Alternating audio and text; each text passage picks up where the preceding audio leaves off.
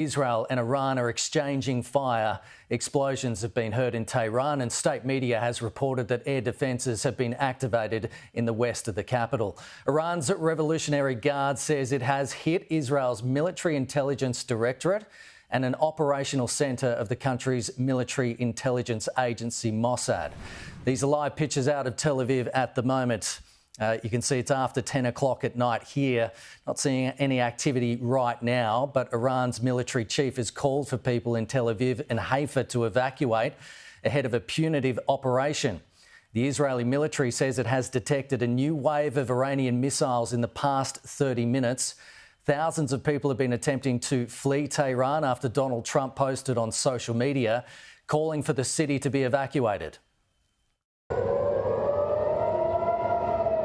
Tel Aviv's skyline and the familiar sounds of an Iranian salvo.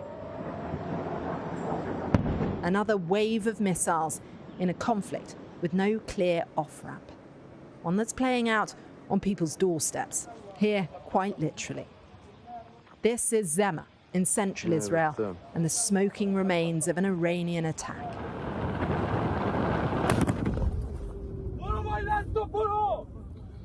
Israel also seems far from backing down. This strike in Isfahan, and it's claiming to have killed Iran's new wartime chief of staff too, destroying the new guard days after taking out the old, and not ruling out toppling the supreme leader either.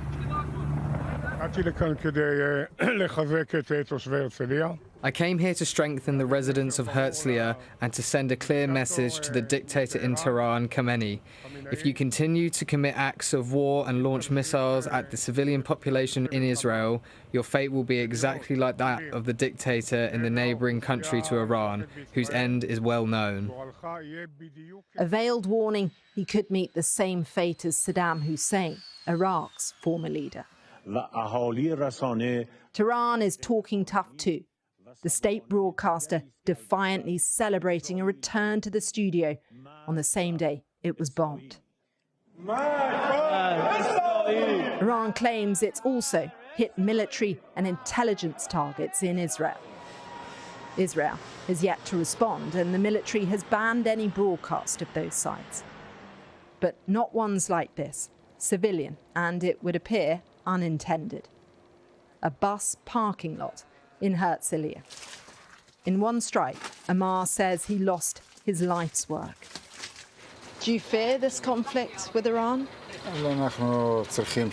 We need peace. We need to work. We need to live like humans, not in war. The last 2 years, all we can do is follow the news and worry about the future of the country.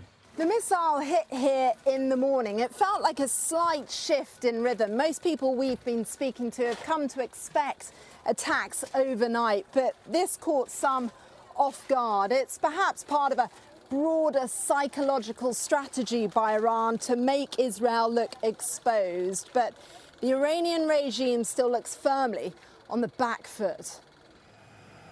So much of the days, weeks, maybe even years ahead depend on what Donald Trump does next.